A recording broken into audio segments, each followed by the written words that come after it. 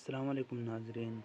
جب انسان نے پہل اس زمین پر قدم رکھا تو اللہ تعالیٰ نے انسان کو دنیا میں بھیجنے سے پہلے انسان کے زندہ رہنے کے لیے تمام سامان پیدا فرمایا۔ ہوا، پانی، آگ اور مٹی یہ انسان کی بنیادی ضرورت تھی۔ اس کے بغیر تو انسان زندہ ہی نہیں رہ سکتا۔ انسان کے جسم میں قوت پیدا کرنے کے لیے کھانا بھی ضروری تھا۔ اس کے لیے اللہ تعالیٰ نے پھل، پھول، میوے، پودے، ہرے بھرے درخت پیدا کیے۔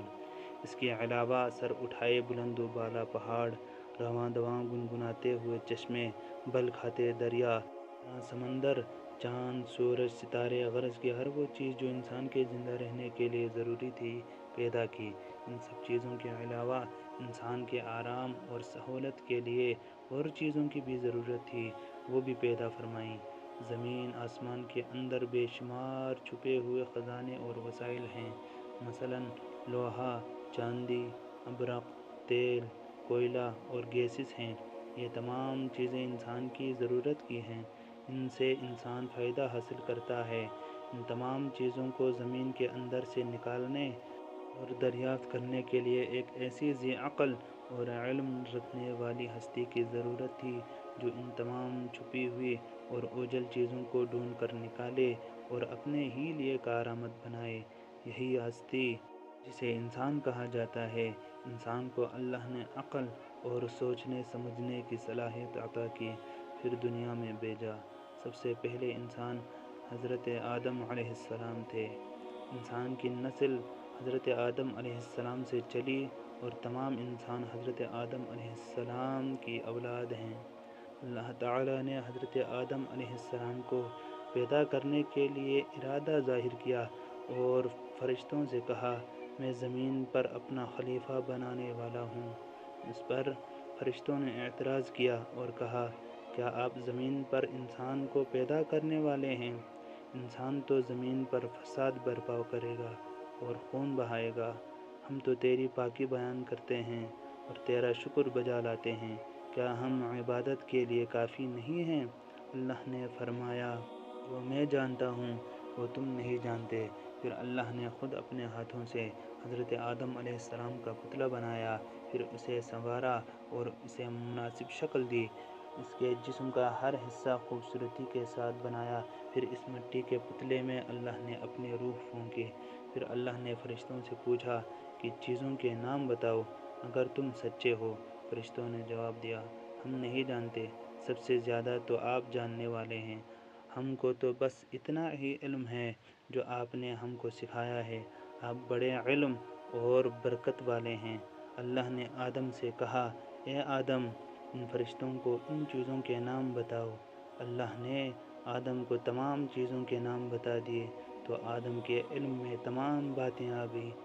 آدم نے ان چیزوں کے نام بتا دیے تو اللہ نے فرشتوں سے کہا، کیا میں تم سے نہ کہتا تھا کہ میں آسمانوں اور زمینوں کے اندر کی سب پوشیدہ باتوں کو جانتا ہوں، اور جو کچھ تم ظاہر کرتے ہو اور چھپاتے ہو سب کا علم رکھتا ہوں۔ اللہ تعالیٰ نے فرشتوں سے کہا کہ آدم کو سجدہ کرو۔ تمام فرشتوں نے آدم کو سجدہ کیا، لیکن ابلیس نے سجدہ کرنے سے انکار کر دیا، وہ غرور کرنے والوں میں سے تھا۔ تو تجھے کس چیز نے سجدہ کرنے سے روکا جب کہ میں نے تجھے حکم دیا تھا؟ ابلیس نے کہا کہ آپ نے انسان کو مٹی سے بنایا اور مجھے آگ سے پیدا کیا۔ ابلیس کا معنی مایوس اور نا امید ہونا ہے، اسی لیے کہا گیا کہ جو شخص اللہ سے نا امید ہوتا ہے وہ ابلیس کے تابع ہوتا ہے۔ جو لوگ ابلیس اور شیطان کے بہکاوے میں آ جاتے ہیں وہ پست ہمت ہوتے ہیں، جو فرائض ان کے ذمہ ہوتے ہیں وہ ادا نہیں کرتے اور ذلیل و خوار ہوتے ہیں۔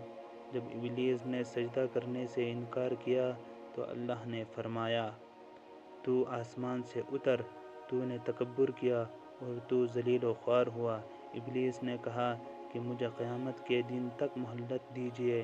اس پر اللہ نے فرمایا، تجھے مہلت دی گئی۔ ابلیس نے کہا، میں تیرے بندوں کو گمراہ کروں گا اور ہر طرف سے ان کو گھیرے میں رکھوں گا، وہ تیرا شکر بھی نہیں کریں گے۔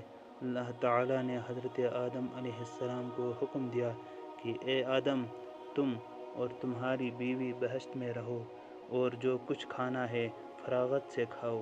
اور خاص درخت کی طرف اشارہ کرتے ہوئے کہا کہ اس درخت کی طرف نہ جانا ورنہ تم ظالم قرار دیے جاؤ گے۔ چنانچہ آدم اور حضرت بی بی حوا آرام سے رہنے لگے تو شیطان نے دونوں کے دلوں میں وسوسہ ڈالا کہ تمہارے رب نے تم دونوں کو اس درخت کے قریب جانے سے اس لیے منع فرمایا کہ کہیں ایسا نہ ہو کہ تم ہمیشہ ہمیشہ کے لیے زندہ رہنے لگو۔ تمہارا خیر خواہ ہوں اور تم دونوں کی بھلائی چاہتا ہوں۔ شیطان کے فریب میں آ کر حضرت آدم اور حوا نے درخت کا پھل چکھا تو دونوں بہشتی لباس سے محروم ہو گئے۔ ان کے جسم سے بہشت کا لباس اتر گیا۔ دونوں اپنے اوپر جنت کے پتے جوڑ جوڑ کر رہنے لگے۔ ان کے رب نے ان کو پکارا اور کہا، کیا میں نے تم دونوں کو اس درخت کے قریب جانے سے منع نہیں کیا تھا اور یہ نہ کہا تھا کہ شیطان تمہارا دشمن ہے؟ حضرت آدم اور حوا دونوں سے غلطی ہوئی، انہوں نے اللہ کا حکم نہیں مانا۔ اس غلطی پر دونوں کو سخت ندامت ہوئی۔ آدم نے اللہ سے معافی طلب کی اور دعا کی، اے میرے رب، ہم نے اپنے نفس پر ظلم کیا۔ اگر آپ ہم پر رحم نہ کریں اور ہماری مغفرت نہ کریں تو ہم نقصان اٹھانے والوں میں ہوں گے۔ آدم اور حوا کو زمین پر اتار دیا اور کہا کہ تم ایک دوسرے کے دشمن رہو گے اور ایک خاص وقت تک تم دونوں کو زمین پر رہنا ہے۔ میری طرف سے کوئی ہدایت آئے تو جو شخص اس ہدایت کو مانے گا نہ انہیں کسی بات کا اندیشہ ہوگا نہ کوئی غم۔ جو میری نصیحت سے منہ موڑے گا اس کے لیے دنیا میں زندگی تنگ ہوگی اور قیامت کے روز اس کو اندھا اٹھائیں گے۔ جب حضرت آدم علیہ السلام آسمان سے اتر کر زمین پر آئے تو وہ فرشتوں کی پاکیزہ باتیں سننے سے محروم ہو گئے، اس لیے دل اداس رہنے لگا۔ آپ نے اللہ سے دعا کی اور عرض کیا کہ میں تو فرشتوں کی صحبت سے محروم ہو گیا ہوں۔